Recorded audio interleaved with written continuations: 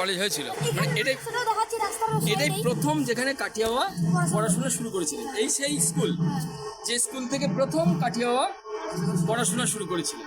আপনারা দেখছেন ভারতের সাধক সাধিকার যে তালিকা, তার মধ্যে কাঠিয়া বাবা জনপ্রিয় একজন সদ্গুরু, আমাদের ভারতবর্ষের তথা বিশ্বের কাছে পরিচিত। আর উনার শৈশবে প্রথম যে স্কুলে পড়াশোনা শুরু করেছিলেন সেই স্কুলের সামনে এসে হাজির হলাম।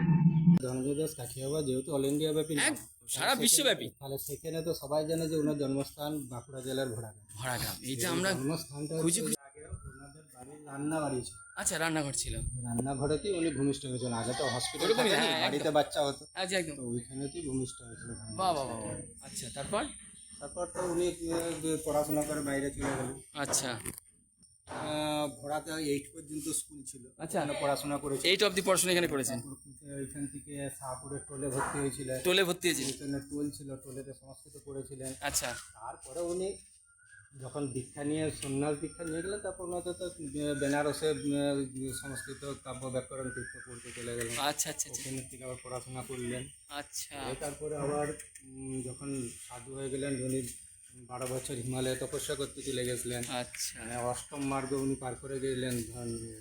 আচ্ছা, এই যে পরিবেশটা দেখছি, এই কাঠিয়াবাড় আশ্রম এরিয়াটা, এটা শুধুমাত্র আশ্রম কর্তৃপক্ষ দ্বারাই ডেভেলপমেন্টের কাজ, এছাড়া কোনো সরকারি অনুদান তো কিছু নেই? এখানে কোনো সরকারি অনুদান। আচ্ছা, বাহ, কোনো আয়ও নেই। হ্যাঁ, এখানে কোনো আয়ও নেই। আয়ও নেই। আচ্ছা, আরে বাবা, চমৎকার। চলুন ভেতরে একটু এনে দেখি। এই তিনজন আমাদের ভরা গ্রামকে খুব সুন্দরভাবে ঘুরে দেখিয়েছে এবং দুপুরে প্রসাদ পাওয়ার বন্দোবস্ত সবটাই পেয়েছি। সর্বোপরি প্রণাম সব্বাইকে।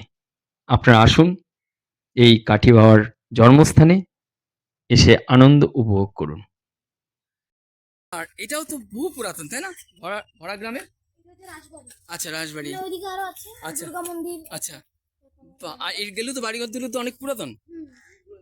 আচ্ছা, এগুলো তো বেশ পুরাতন দেখে মনে হচ্ছে ভাই। আচ্ছা, বাহ।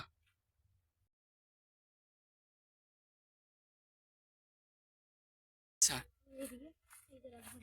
আচ্ছা, এই রাজবাড়ির গিয়ে রাস্তা। আচ্ছা আচ্ছা, এইটা হচ্ছে ভরা রায় পরিবারের কুলদেবী। আচ্ছা, এই হচ্ছে রাজবাড়িটার, আচ্ছা, ধ্বংসাবশেষ। হ্যাঁ, এই হচ্ছে রাজবাড়ি। আচ্ছা, ওরা আমাদেরকে নিয়ে চলেছে রাজবাড়ি দেখানোর জন্য। সেই রাজবাড়ি আজ ধ্বংসাবশেষ আমরা দেখতে চলেছি। এই রাজবাড়ি, ভরা গ্রামের রাজবাড়ি আপনাদের সঙ্গে পরিবেশন করার সুযোগ করে দিল এই 3 সাগরেদ। ঠিক আছে, এই গ্রামটাকে দেখানোর পেছনে ওদের সঙ্গে যা সারা রাস্তা যে কৌতূহল ছিল, যে ইয়ার্কি ছাবলামু, সবটাই সার্থক করে তুলেছে এই রাজবাড়ি দেখানোর পর। অনেকে বলে হ্যাঁ, সোনার ইটও আছে তাই? ঘরের ভিতরে অনেকে বলে। আচ্ছা, বাহ। মন্ডল রায় বলেছিল, এই কিছুদিন আগে একজন এসেছিল ব্লগার, আচ্ছা, সে জিজ্ঞেস করেছিল মন্ডলদেরকে, আচ্ছা, তো তারাও বলেছিল যে সোনার ইট আছে এখানে। বাহ। তোদের 3 জনের নাম আরেকবার বলতো। তোর নামটা যেমন? সুপ্রিয় চক্রবর্তী। তোর নামটা? ও আচ্ছা, অভিজিৎ। আরেকটা নাম? সুজয় চক্রবর্তী। বাহ, চমৎকার। সঙ্গে থাকুন, পুরো ভরা গ্রামটাকে দেখার চেষ্টা করুন, জানার চেষ্টা হোক। আর আসার জন্য চেষ্টা করলে এখানে এসে থাকবেন কিভাবে, সবটাই ডিটেলস দিয়ে দিচ্ছি। সঙ্গে থাকুন, পুরো ভিডিও দেখুন। ওরা এবার আমাদের নিয়ে এসেছে এই ভরা গ্রামেই একটি কলেজ রয়েছে।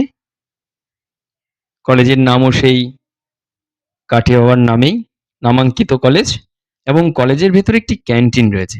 আগে থেকে বলে রাখলে রকমারি সব খাবারের বন্দোবস্ত আছে। ভেতরের অংশটা বেশ ঘুরে দেখলাম। ওরা আমাদের এই ভরা গ্রামটি খুব ভালো করে যত্ন সহকারে প্রত্যেকটি দর্শনীয় স্থান আমাদের ঘুরে দেখিয়ে দিয়েছে।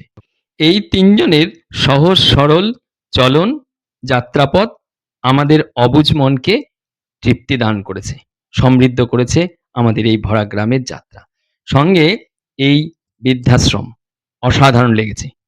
সর্বোপরি সব্বাইকে রইল আন্তরিক শ্রদ্ধা, কৃতজ্ঞতা। ভালো থাকুন, ভরা গ্রামে এসে ভরিয়ে তুলুন। আজ এ পর্যন্ত, প্রণাম নেবেন। সব্বাই ভালো থাকুন।